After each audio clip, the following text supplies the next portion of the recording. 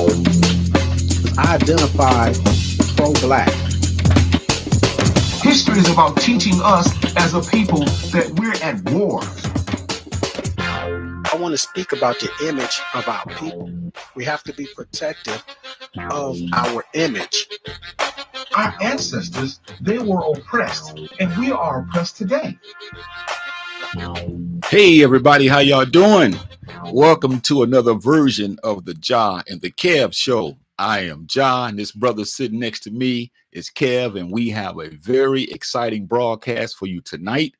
I want to start off by saying, hey man, how you doing, man? I'm hanging in there, man. Okay. I'm a little under the weather. Okay. So I'm gonna try to, keep the game going. Okay, you got some fluids or something in your system? Oh yeah. All that Oranges, other stuff, man. Citrus and all that Oh, stuff. okay. Make sure it's the good stuff now.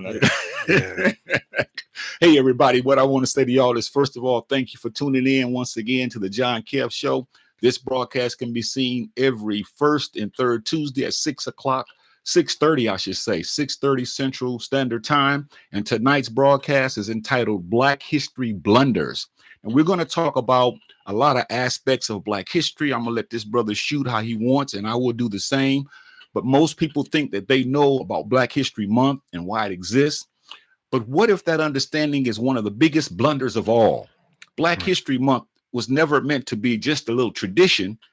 It was meant to be a correction. So we're going to talk about some of the characters that we talk about every year this time, and sometimes how we just made those names an anomaly, where these names are not the way they should be. And we just want to bring a more context to this ideal of Black history and how we should be celebrating it, even if it is a celebration, because I want to talk about that later on. Was it supposed to be a celebration? So, Kev, first of all, just tell me a little bit about what you think about Black history and its function.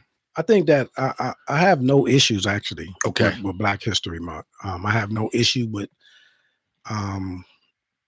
the way many of us celebrate it. Okay. I think that we have to start somewhere.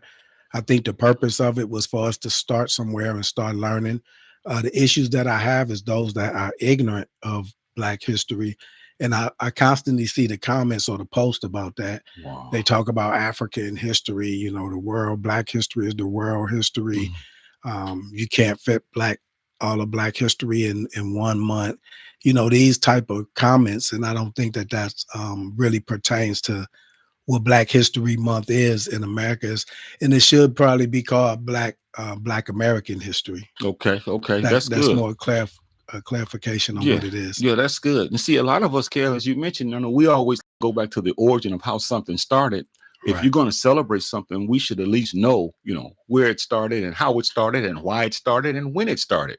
So when we talk about Black history's origin, as far as the month, in 1915, a brother by the name of Carter G. Woodson and some more guys, they got together and they said they wanted to address that issue as far as us not being in books in school. So they came up with the Association for the Study of African American Life and History. And their purpose was to teach African American history, research, and also preservation. And then in 1926, it became what was known as Negro History Week. Right. And so Carter G. Woodson, Jesse Moreland, which we never talk about, George Cleveland Hall, we don't talk about him, and Charles Wesley, these were the spearhead brothers who brought that alive. And they chose February. And the reason they chose February was because that was Abraham Lincoln's birthday, February the 12th, and also Frederick Douglass's birthday, which is February the 14th.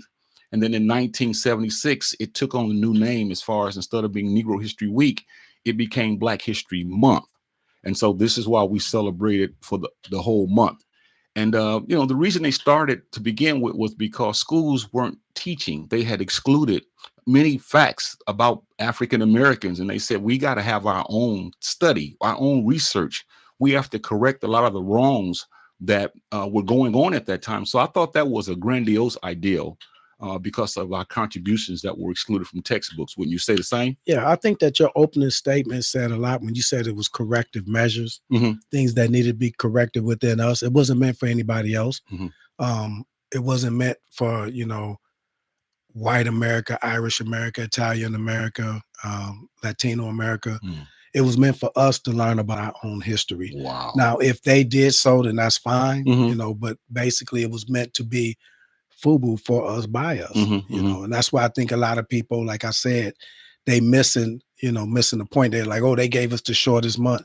It didn't start off as a month, Right, like right, you right. just said, Right. and they didn't give us anything. Right. We created this for us. Beautifully said. Because Carter G. Woodson, they didn't trust the public school system to teach Black history correctly because they weren't doing it. And like you just mentioned, I've heard many people say that, and I'm going to, just kind of just go back as you just mentioned to tear that up now, because many people do say they gave us the shortest month, but they don't realize the reason February was chosen was because of the birthdays of Abraham Lincoln as well as Frederick Douglass. So that's why February was there. But then again, it shows that many times we don't study.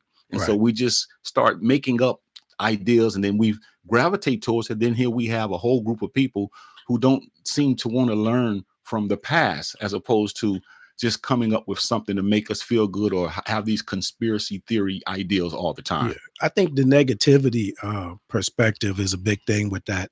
Anything that has to do with us, a lot of times the first thing we jump off to is negativity. We think of, well, they did this, or it's this, and this, or these Negroes doing this, and there's some kind of negative connotations when you say something is Black. And they don't really understand it. Even if they call themselves pro-Black, they have to get rid of that mindset because they're doing it, and we have to point those type of things out. Now, one thing that Carter G. Woodson said, which I think we can talk about here now, is he had a quote that says, "A people without knowledge of their history," he says, "that they are easily miseducated."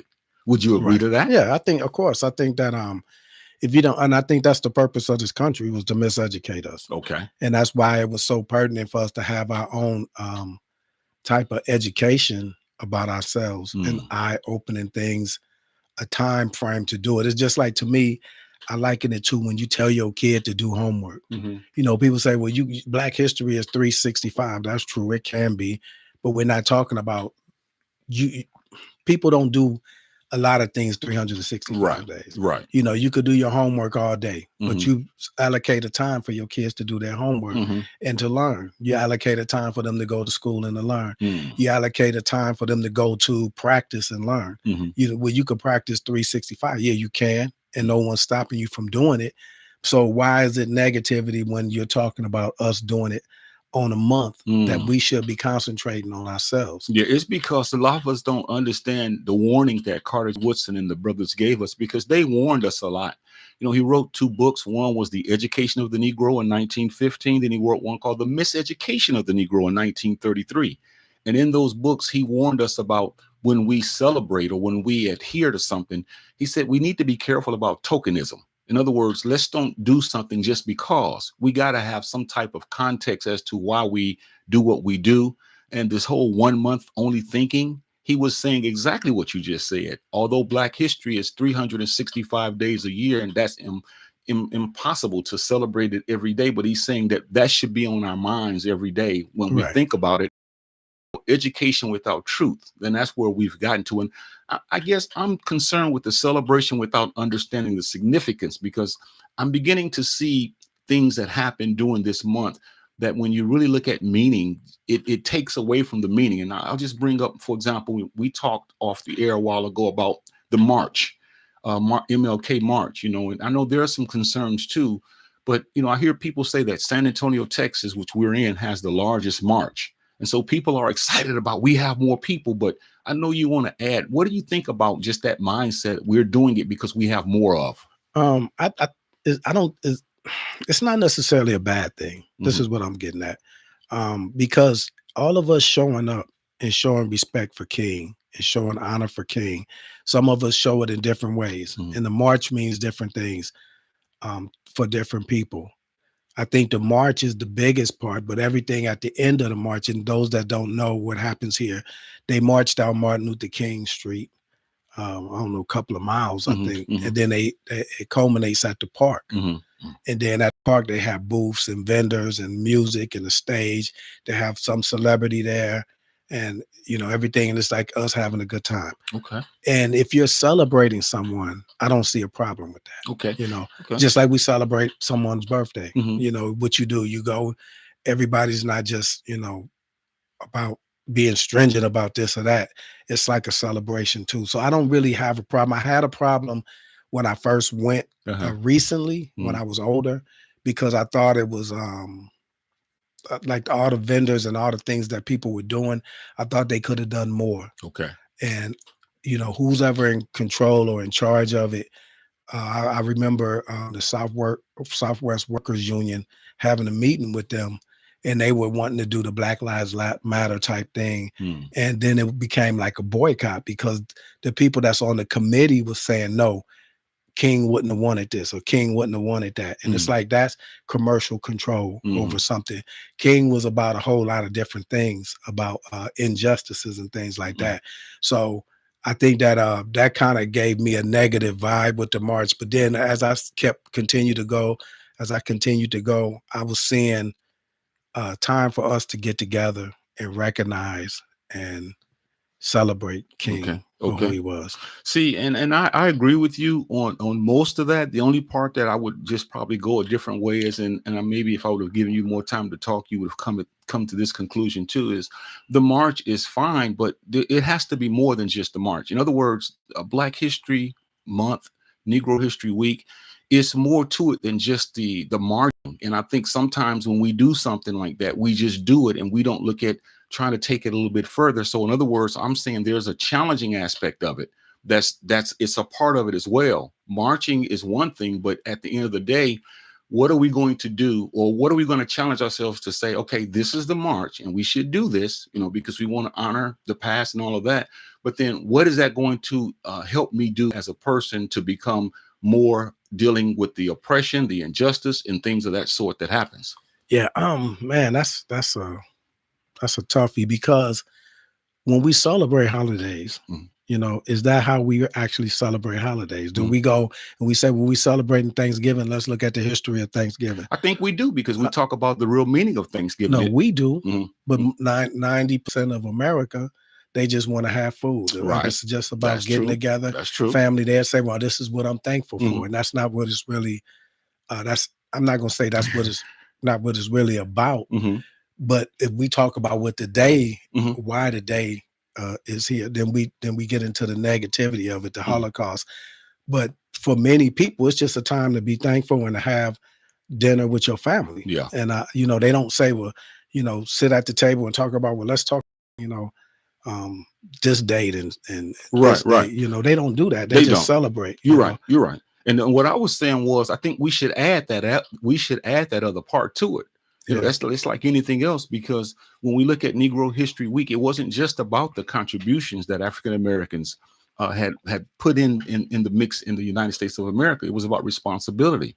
It was also about resistance to oppression. It was about misinformation. So they stood against. That was the reason that they came up with the concept, was to so that we can teach ourselves about ourselves. Cause let's just have a Black history so we can throw the name out there. It was like so that we can learn about our greatness and also what we can do to further stop the oppression and the things that's going on with us. Do I have a question? Do Sure. you think that this is a time that many of us learn Black history? I think this is a lot of time that many of us learn it, but the application part, which I'm talking about, is what do we do about what we have learned? Right. See, that's the part that I'm So talking about. 365, when they say that, I thought about this. Mhm. Once you learn something, it becomes 365. Mhm. You start having a pride about your people that you may not have had before you learn something new. Mhm. When you learn about even on social media now, because that's the thing now that we can spread information. Mhm. If you sharing information that somebody never knew, Mhm. and some of the things you may have already known, but you continue to share it, Mhm. and somebody might say, I never knew that, Mhm. then that's something that they learned about their people. Mhm. And sometimes that's something that they haven't forgotten or they won't forget, Mhm. and it sticks with you 365. Mhm.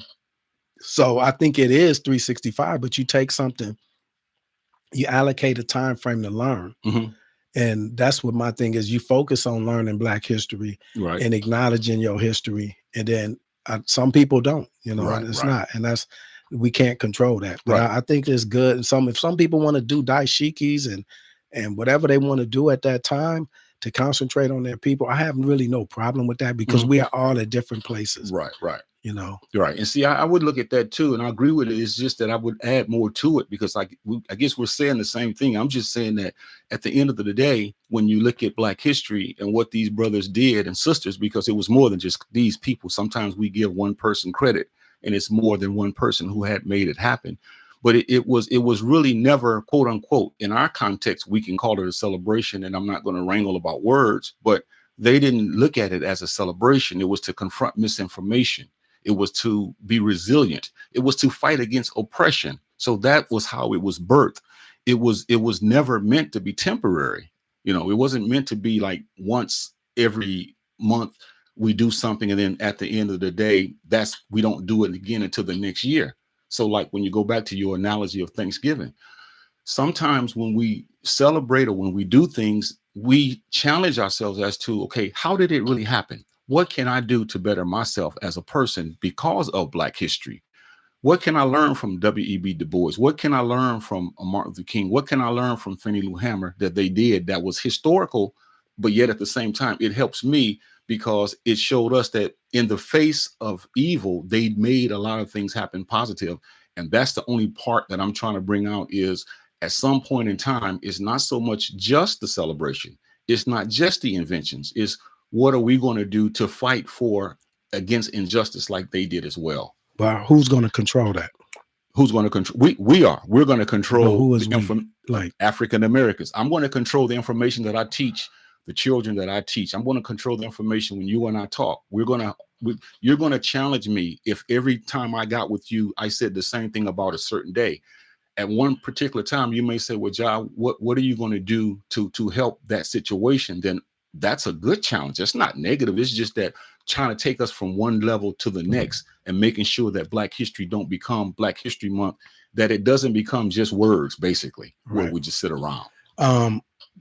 The dissemination of information for the Black community, as far as the month is concerned, we have to have people wanting to celebrate Black History Month, wanting to do something for Black History Month.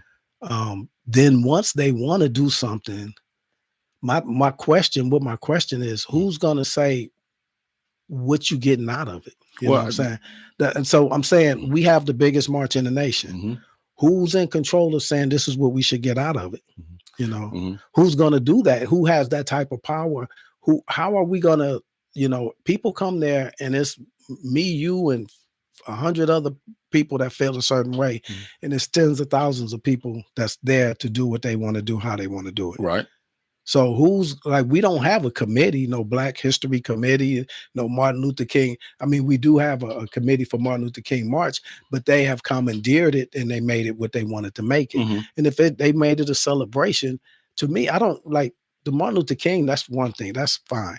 But see, my thing is, okay, Malcolm X Day, you name other people, Fannie Lou, it'd be her day, Douglas Day, whatever. Like Douglas and all that stuff is engulfed in Black History Month. But we're not learning about those individuals. So who's going to, take control and say, this is how, because you could say y'all should learn more, but okay, how? What are we going to do? What? Okay. And maybe I should backtrack and say what I'm really trying to say. What I'm trying to say is not so much who should learn more and who should do this, who should do that. But I'm saying, just like our broadcast, we're challenging people now that celebrate, that get into Black History Month, which is a great thing. What about that month are you going to take to make you a better person? What can you do? Like you tell me a lot of times, you love Malcolm X, you study Malcolm X. I'm sure by you studying Malcolm X, whether it's subliminally or not, you've learned some things that make you a better person. No one may not have said, they may not have come to you and said, okay, what did you learn from Malcolm X? But you'll share in a minute, your life is patterned in some regard because you took the principles that Malcolm X said and you used them, whether it's said or not said. So my whole issue is, I don't have a problem with celebrating. I don't have a problem with anything. I'm saying let's add more to it so that we can take this cause of what they fought for and move it to the next level, meaning that I'm going to look at the march. I'm going to look at Booker T. Washington. I'm going to look at Carter G. Woodson. I'm going to look at all of them. I'm going to say, They did this. So what can I do to better myself so that I'm not just doing it out of tradition, or I'm conditioned to do it every month. And when I go home, I have nothing else to do for a whole 365 until the next month, the next year comes. And so it becomes more of just something that I do. Then I'm bragging about we had the most people, but yet what does that mean in essence, as far as we had more people than Chicago did? What does that mean? And and some places don't celebrate it at all. You know, I had a long talk with my daughter about that, about in Atlanta, they don't do anything like that for Martin Luther King. He's from there, you know, he's their child. He's you know, but and I was to my in my perspective, like in New York, and I was trying to explain to her. I had a friend of mine from Philly, and they was like, well, we just started really recognizing Juneteenth and all this stuff like that. And in Buffalo, where I was from, Juneteenth was a big thing in the Black community. The whole Jefferson Avenue shut down, you know, and it was a big thing. I came here in Texas where Juneteenth is supposed to be about, and nobody really did anything. Now, this is when I first came. Now they have a parade on WW Road. But and I was explaining to her the way we regard, or some places regard, Martin Luther King as he's the pinnacle, he's the top civil rights leader. Other places, they may feel like, okay, we had Medgar Evers, and we had Douglas Day, we had Martin Luther King, Malcolm X. You know, it's other people that they don't put Martin above. So it's like, why would we celebrate him and not celebrate, you know, we're going to do the same thing for him that we're going to do for Malcolm X. I got you. You know, and that's what my thing was. For us to do it, I think it's a pride thing. I think us getting together, I look at the positivity of us getting together like that, seeing people, and that's a big thing in San Antonio, especially for the Black community. It's a big thing for everyone to show up and show out and show appreciation for him. Would they take away from that? I don't know. I don't know how we can control what people take away from that. I got you. And I hear you. And I'm saying this too. In certain cities where they celebrate whomever, whatever we've learned from that person or those people, we should have put them into our lives as far as practice. There shouldn't be a school where we're sitting there and somebody saying, you know, you must do what so-and-so did. But there should be some type of challenge in our own hearts. When I look at Black History Month, I look at what is it that I can do, and that is I can do more research, I can do more studies, I can look at the positives that they did, and I can learn, just like people read, you know, certain books and they get principles out of those books. You know, that's because they looked at those commands and they said, okay, I want to make this a better life for me, so I'm going to pattern my life behind them. That's all I'm basically saying. Not that it's just, you know. So my thing is, how individuals, everybody's going to get something from it. Black History Month who's to say if it's not a pride thing? The more you learn about your people, the more prideful you are. And that's an accomplishment. You know? So, saying, well, this person, this, whatever particular person you want to pick. They did this, they did that, they did that. And that should be a pride thing. You know, that because the purpose of it was, like you said, we weren't learning those things, and we wasn't going to their establishments and getting what we gave to this nation.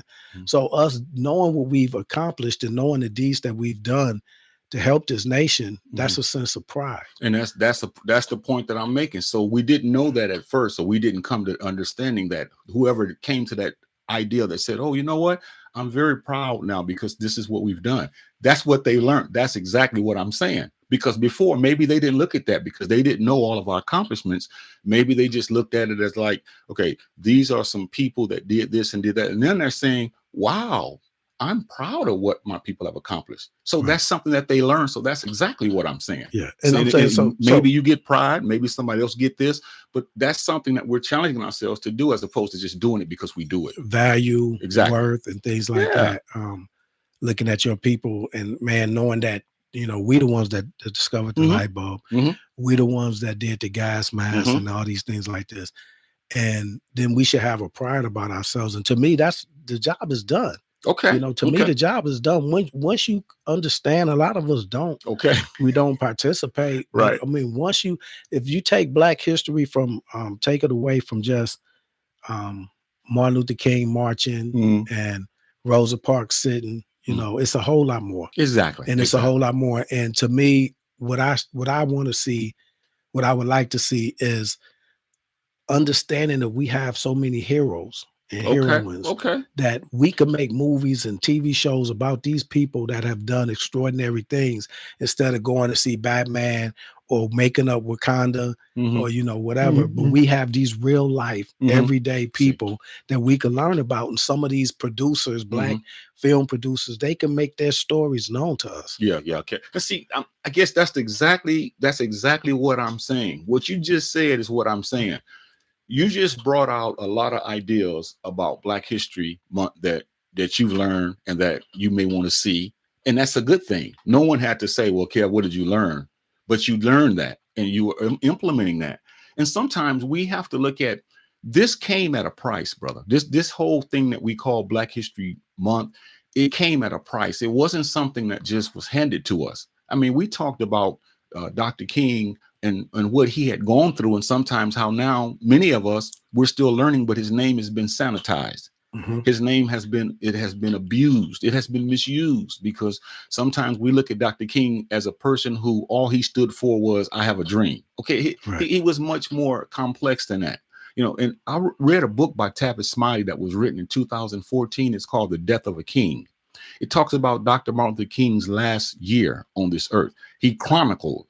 And man, if you can read that book, and those who are out there now, I would advise you to get it, because Dr. King had a lot on his plate. Right. A lot. The church had turned against him. The FBI were surveillancing him. A lot of people were telling him they didn't want to see him, because they thought he was a rabble rouser or agitator or troublemaker. When he spoke against the Vietnam War, everyone came against him. So they want to even have this man go see a psychiatrist, but he couldn't do that, because then the government would have said he was crazy. So Dr. King had a lot. He couldn't see his family and be with his loved ones the way he really wanted to. So he had a lot on his plate. And sometimes we just get the part with him marching. And these are the things I'm saying that we can learn if we look more into Black history. Yeah. And I think instead of when we learn about Black history, the individuals that we want to learn about, really learn. Don't just do like the superficial. Okay, Martin Luther King, he marched, he did Selma. The documentary King in the Wild, that hit me because I had the panel meeting about the play that you went to, and I was on a panel for about Elijah Muhammad meeting Martin Luther King. And the King in the Wild, I had recorded that like 5 years ago or something. And by me being on the panel, I went back and looked at it. I watched it in its entirety. And I learned so much. And I was guilty of that, just being superficial about King and everything he was going through on a daily basis. And it chronicled the last 2 years of his life. And what I think people do, we say, well, King started to change. Then they want to attribute his change to somebody, like somebody talked to him and he just changed. And he started saying, wow, like you opened his eyes. King was very intelligent. Yes, sir. Yes, sir. Nobody just talking to King is going to open. He probably already knew a lot about you as a leader or whomever. He probably already knew. He probably listened to everything Malcolm X was already saying. And I think if we actually study these people in detail, it's another documentary that I started watching about Frederick Douglass, which told me a whole lot about him, things I didn't know. But that's, once you say, okay, this is who that person was, this is who that person was, then sometime at our level, you have to go and really study that person. And then you'll have a newfound respect for that person. Because I think like the total away from the play, I think nobody had an influence over King. Like there's like, well, he started saying with Malcolm or Elijah Muhammad this. He's like, no, when you see him after he supposedly met with Elijah Muhammad, he had no change in how he was. It was the things that was happening to him that started making him change. Lyndon B. Johnson turned on him. Lyndon B. Johnson was an ally of his, getting the Voting Act and a Civil Rights Act passed. And he was working, that was the most friendly president that we had in the Black community, getting things passed. But then when when Martin turned on him as he was concerned with the Vietnam War, that was a blow. Excuse me, that made Lyndon B. Johnson sick. The FBI. And that's things that we don't study and we Right. don't realize, and we'll say it's causation, correlation, Mhm. happenstance, Mhm. or coincidence. And I think sometimes we say we want to create the causation for kings changing to whatever we want it to be. Mm. And causation is when something has a direct effect and it caused you to do this. And I don't think the thing that caused him to change Mhm. was not a meeting with Elijah Muhammad, was not anything like that. I think it Right. was the circumstances that you Yeah. brought up. His Yeah. last Yeah. because when he spoke out against the war, Mm. a lot of people turned their back on Yeah. him. Yeah. Yeah. And then you had the Black Power movement happening. Man, you hit the nail on the head, and I'm telling you, everything I said earlier, you're just basically giving me what I was thinking, which is you're telling me what you've done now that you studied Black history and how that affects you, how you even think. It affects how you thought, about Dr. King, and now that you know Dr. King would not have kowtowed to anyone. See, Black History Month is a month that should do more than just make us feel good, because some of us, and we should have a nice understanding of it, and it's something we should be proud of, but it doesn't just stop at feeling good. That's psychological pacification. That's where, something happens to us and then we're pacified emotionally, instead of looking at ourselves and going to this power base that continues to oppress us. So I think that's very important when we talk about Black history, and how we should be viewing it, and how each one of us, because I'm sure if I ask everyone out there now, what is it about Black history that you've learned, that you're doing, implementing in your life, even if it's a thought, most people are going to say that. My whole idea that I'm talking about tonight is, I agree with everything you're saying about it. I'm just saying, let's not make it just something. It's Black History Month and that's it. And it starts there and it stops there. That's all I'm saying. Yeah, I think that's it's hard to control the masses. I think that comes from the individuals that we're gonna have to reach and teach the individuals. We got to have programs. Mhm. If you're not teaching, like everybody, Black History Month is gonna be just this is our month, and a lot of people are not gonna research because they don't research anyway. They're not gonna do all the things that some other people may do. But the people that do it, they need to go out and teach that. We need to have things going on. Like in Martin Luther King here in San Antonio, we have Dream Week or whatever, and it's actually more than a week. Mhm. They have plays, they have all kind of things going on. We should be having that for Black History Month. Yeah. We should be having things where people are learning about who Claudette Colvin is. Right. And a lot of people don't have idea. Mhm. But if you talk about Rosa Parks, they know exactly who she was Mhm. and what she supposedly did. Mhm. But that was Claudette Colvin's achievements. Right. And so we don't know. And if we don't do it, they're not going to do it. Exactly. So the same thing that Carter G. Woodson and all these other guys did, we have to do Of to course, change of that. course. We got to say, okay, let's implement things. They already gave us this week. Mhm. And then it became a month. Right. Now let's do something Wow. with it as a group and an organization. Now and you everything. preach it to the choir. Now that's exactly what I'm saying, and it's very important that we have that mindset, that attitude. And I notice even on social media, and I'll give you your props. You use social media the way it should be used.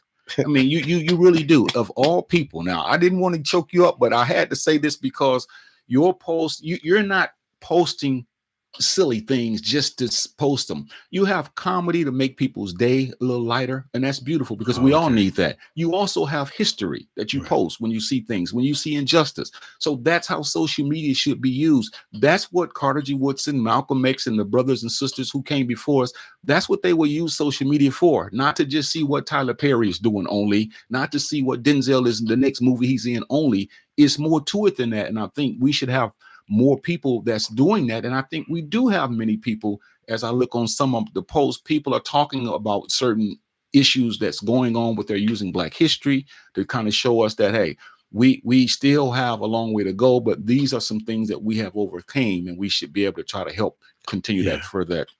I remember Mondrea, brother that we both know, Nikita, sister that we both know, they did a Harriet Tubman poetry thing.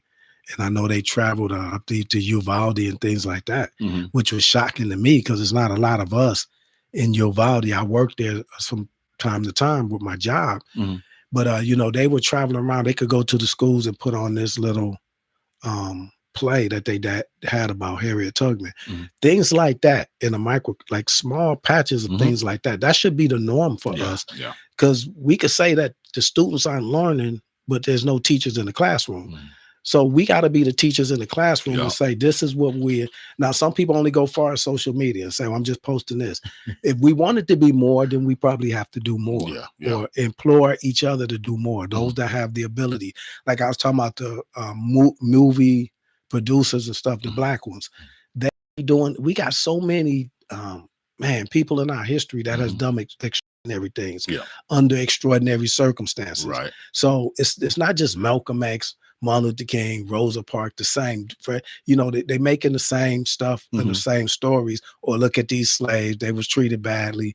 But it's some prominent things that has happened to help shape in this nation that we have been a part of. Exactly. See, I agree with that 100%. And I talk to people, and sometimes they tell me, oh, I'm tired of talking about Dr. King. I'm tired of talking about Malcolm X.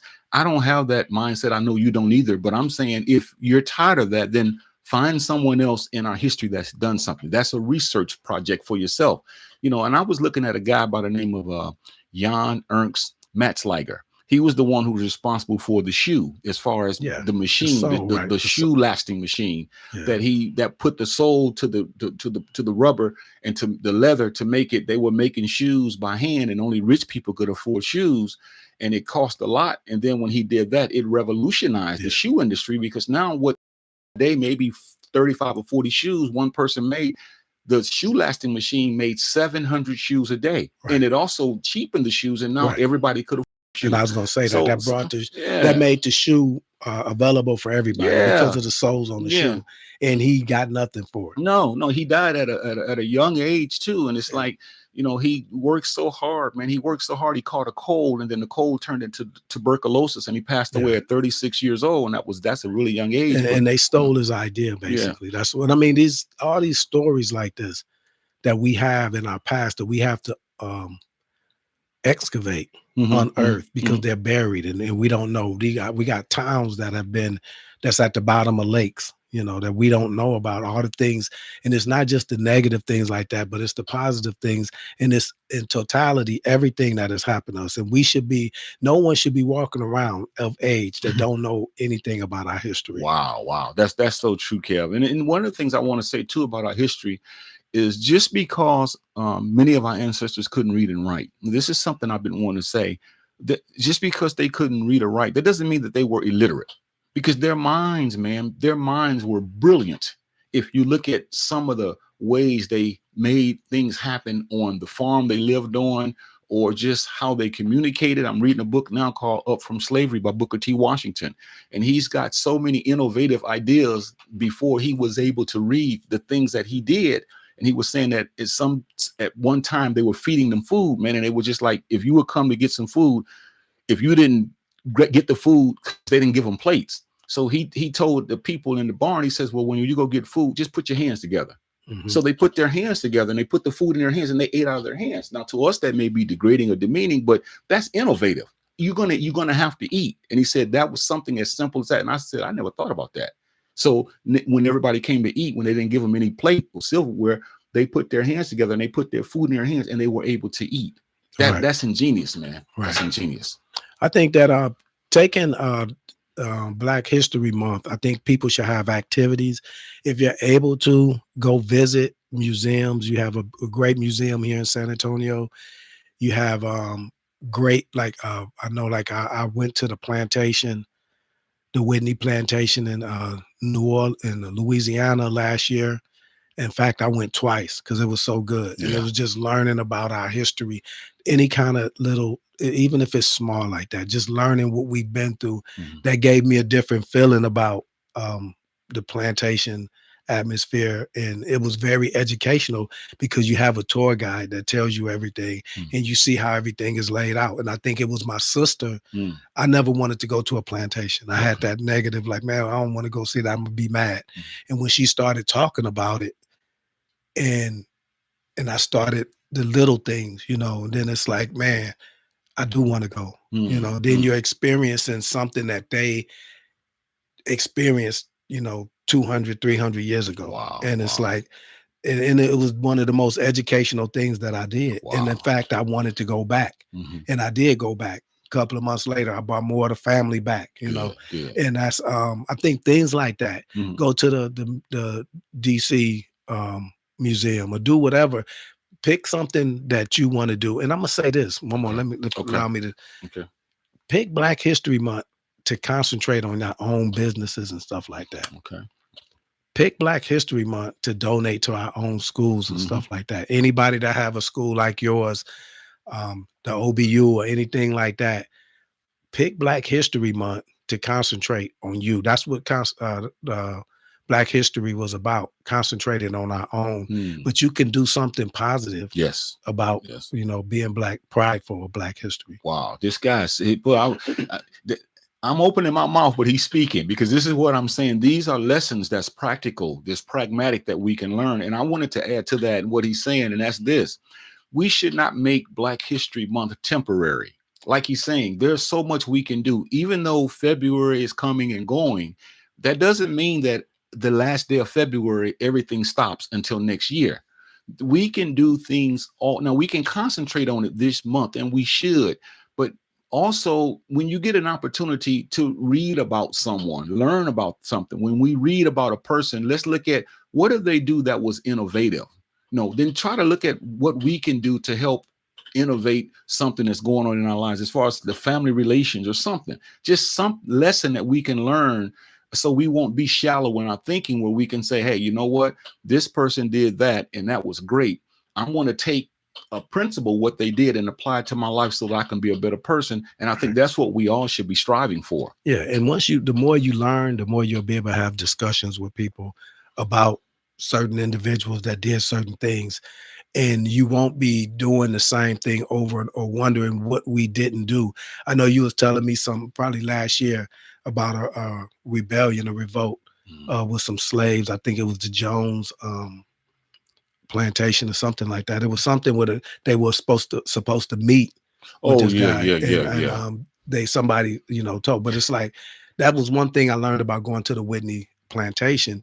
They got the heads of the slaves that revolted, but they basically were captured by basically the National Guard of basically Louisiana. But they went from plantation to plantation, freeing each other. Now we don't learn about those people, and because that's not part of America. Louisiana wasn't part of America at that time. So we'll learn about Nat Turner, but these guys did basically the same thing, and it has what they did, they chopped off their heads and they put them on sticks and they put them on the bayou. So anybody coming through the bayou would see. Wow. This was the consequences of those that rebelled. But they were conquering their plantation, the next plantation, the next one, and they were headed to New Orleans. I got you. And then they were intercepted and fought the militias, the militia and the government, the state government army. Wow. But it's like things like that I had no idea about. I hear you. And those are things that we should know. Exactly. Like we didn't just be slaves. Right. We concocted ways to escape, and some of us did escape. We went to the Native American territories that the white man didn't want to go to, and that's the only way we can escape. And so we bonded. And in the Mardi Gras, they have a parade of those Native Americans that was in Louisiana that helped the blacks. And then we even look at some of the people in this part of the country went to Mexico because they wanted that was their North Star. We want you to give us a call at 361-405-6111. Does someone have something to say about what they learned about Black history, what they would like to see about Black History Month, or some of the challenges that they have during Black History Month? This is a broadcast that's open for you all to call. We want to hear your thoughts. We want to be able to talk to you about that. And one thing I was just thinking about when you were talking about the ordeal that happened about the heads being chopped off and put on the stands as poles, I was looking at how courageous these people were. That now we're not going through that today. Of course, we're still being harassed, and sometimes the police are killing us. But that shows me they were very courageous, knowing that if they would have gotten caught, that would have been their fate. Right. So with that courage, like what you just told me, I'm thinking how courageous these people were, fearless, man, that they were willing to put their lives on the line to sacrifice so that we can read about it and say, wow, look what these people did for us. Right. And we're gonna read some comments. The day Bishop said, good evening, gentlemen. Sakina, she said, peace and blessing, brothers. I appreciate you, sister. Harold Bowens, what's up, man? I appreciate you showing up. He said, good discussion. Simply, we have to have the dollars among us. I appreciate that. And I think we had Barbara Royal with a comment. Of course, the screen gonna jump as soon as I go to it. But yeah, I think the phones are down right now, actually, man. Okay. But yeah, this is a discussion that we all should continue to have. And that's, one of the things that you can pride our show on, even though we're talking about it and entitling it now Black History Blunders, so to speak. But we always have broadcasts that talk about us. Yeah. And I think that's important as well. And things that probably we need to improve on our Black History Month, how we see it, how we can improve on it. And it could be a lasting and learning thing that sometimes I think it's not that. Barbara Roy, she said, if we as a people would educate ourselves with the knowledge of our forefathers, we will be better people and live better. Let me hit see more. Live better and do better and obtain all the wisdom and knowledge that's needed in order to prepare our new generations and becoming leaders. I appreciate that comment. Yeah, we have to talk about it more too. I know back in the day, we say that some of our ancestors would sit on the porch and they would tell us stories, and then those stories would resonate in our lives. And when we become older, we remember those stories. Like you mentioned, we should talk more about the importance of our history. We should, constantly have that out on the forefront, because nowadays that's really not important in many of our lives. And if we don't make it important, it's not going to be important. And that's why I think we should continue to keep that conversation alive. Okay. Nikita said, good evening, brothers. And she said, I'm glad y'all talking about this. She also said we need to read more and do our research about our history. And I appreciate that. One thing that to piggyback off of what you said, it's our responsibility. Nobody else. We could point fingers, but we need to make Black History Month a learning thing for the young people. Yeah. To do like the sister that did the small play. That was a small play in the discussion. That was something that you could have did at a library or something like that. Yeah. In any kind of format, we need to discuss our history. Like I said, what Nikita and Mondrea did with Harriet Tubman. But not just keep regurgitating the same people. And that's fine to do that. Right. Because it personalizes people with them. If you bring the forefront of what they, like Nikita said, we need to read more. When you read about somebody and not just the surface of what they did, but about the lifestyle that they were living and the things that they were going through on a day-to-day basis, like we were talking about King, then you have a newfound respect for them. Yeah. And you humanize them, and it's like that's the type of thing that we need to do as a people. And if someone is throwing those type of events, programs, plays, then we need to support them. Yeah, we should be very innovative, because that's what's going to keep this going strong and not just going. Because most of us, we have an agenda in our lives, but we want to include Black history as every time we think of it, let's do something where we're teaching, where we're doing some type of events, where we're showing people that, hey, we're proud of who we are. We want our young kids to know about it, and we don't want to ever look at it like this is just something that comes and goes every year, like wearing dashikis in February only. And then, for the rest of the year, you're anti dashiki wear. You're against that. So this is a part of who we are. So we have to be more true to making sure that everything that we do during Black History Month, that it comes from our heart, man, because we definitely need to keep this conversation going, so people can realize that it's a serious discussion. Yeah. It's a much needed discussion. This is nothing to play with. This is serious. Yeah. Think about like it's not, Black History Month shouldn't be an outfit. It shouldn't be putting on like green for St. Patrick's Day and stuff like that. Well, I have to tell you what a sister told me when I said, I noticed you wear your dashikis every February. She said, I'm representing.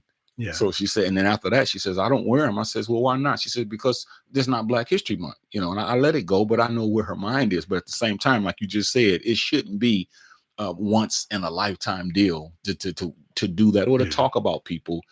that are important in our legacy. Yeah, and if that's where the start is at, I'm not gonna bash the people that just because if you jump all in for Black History Month like you do for Cinco de Mayo or any of these other holidays or like that, then I'm thinking at some point at least you're giving recognition to our people, and I'm thinking it's gonna stick on the wall, and you're gonna learn something somewhat some type of way.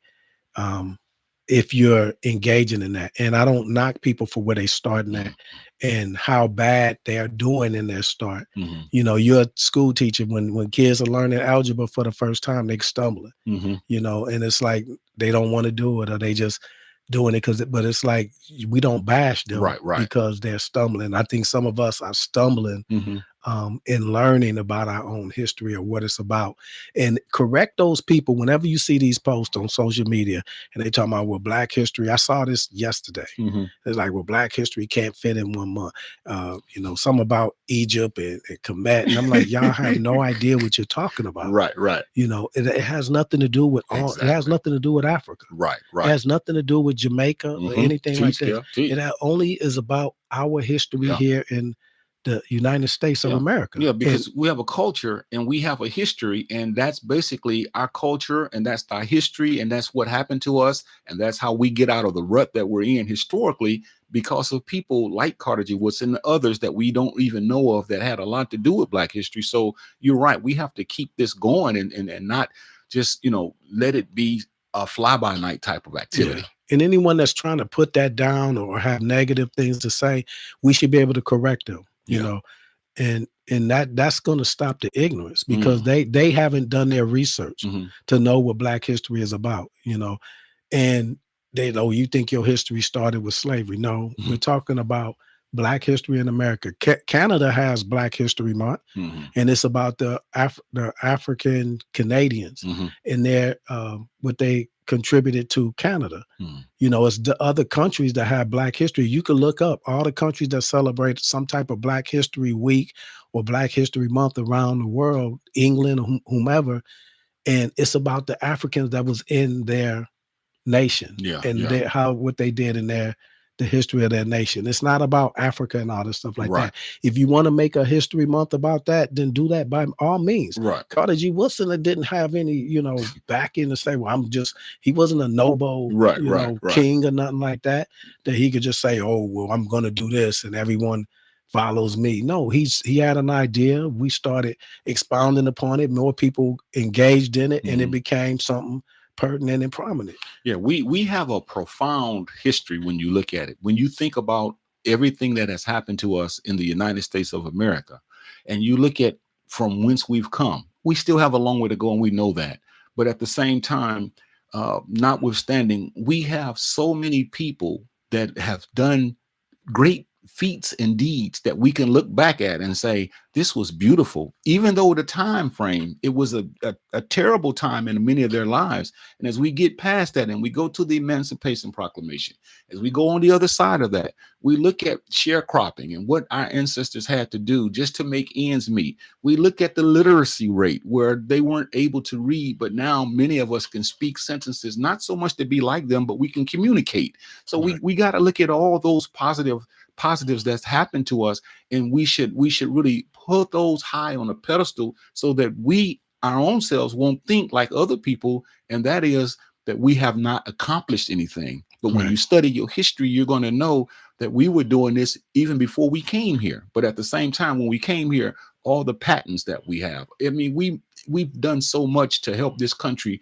become the greatest country in the world based upon some of the things that our ancestors have done. So we should always remember that. And all the patents that we wasn't allowed to have. Right. All the things that we invented to make America a superpower at that time.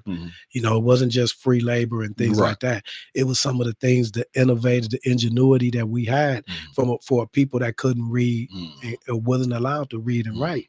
We still had the wherewithal and the know-how to build. So that tells you that you have that within you Mhm. if you tap into it within yourself. Right, right, And this is what they don't want you to do. They don't right. want you to tap into that inner excellence and Mhm. do something with it.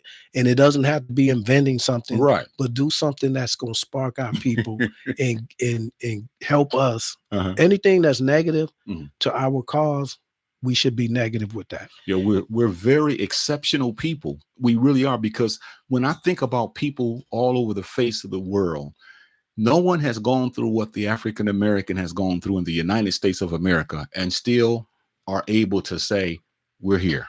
We're Right. here. And I think that's very important when we look at it, because I'm not trying to put anybody else down, but I'm saying, historically speaking, you can look all over the world. You can look in Germany, you can look in Poland, you can look in France, you can look in Asia, you can look in Canada, you can look all over, and you can see people that have been oppressed, but you can't match people that have gone through what we've gone through and still are sitting here able to say that we're excited about Black History Month, because that's something that was given to us, and then we're going to take it to the next level. Right. And that should be something exciting for us. My thing is, and this is on a day-to-day basis, I try to learn something new every day.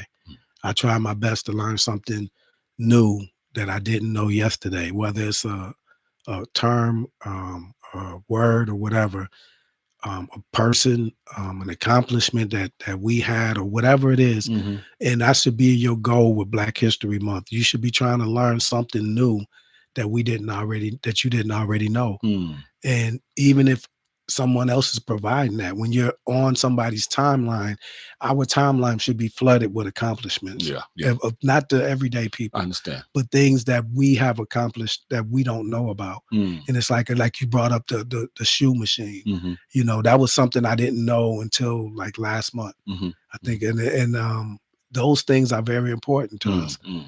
and it can be. Yeah, we have to make these conversations, every day. Like you said, there's so many things that happen that I don't know about. And then when I'm talking to people and they bring it up and they're like, you don't know that? No, I don't, because no one knows all of Black history. It's a learning process. We're so great. We've done so many things that no one could imagine all of the not just the accomplishments, but just as a people, what we contributed to this United States of America. But we have to make this a everyday conversation, or every other day, or every week conversation.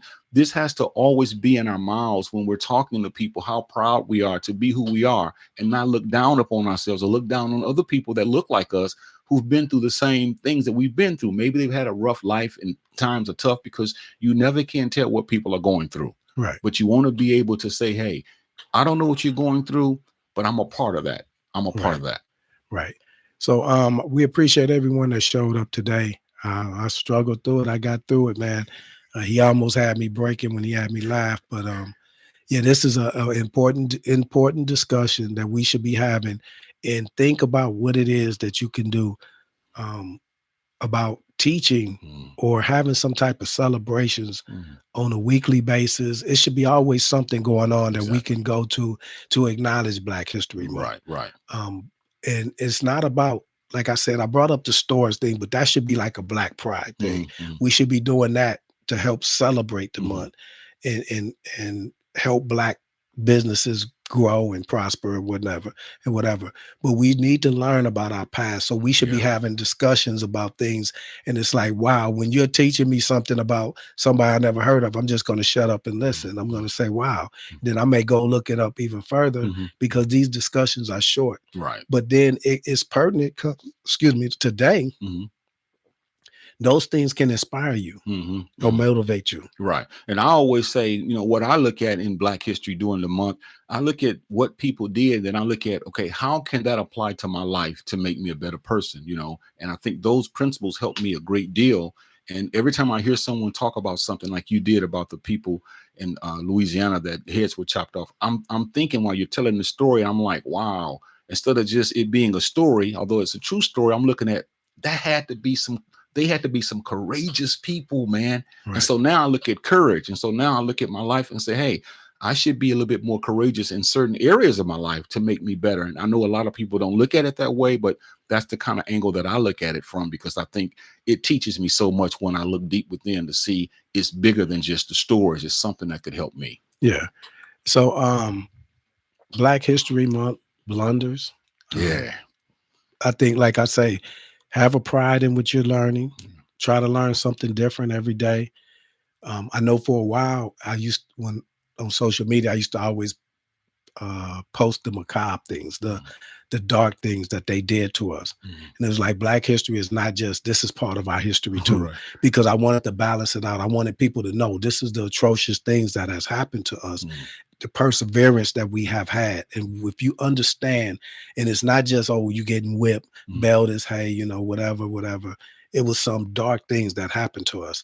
And I wanted to share those things to understand. And it's a reason. It's everything, there's reasoning for it, because I want people to understand whatever we're going through now, it used to be a lot worse. Yeah. And wherever we made it to now, we should be patted on the back. Yeah. It's not that we're the downtrodden of America and people look down on us.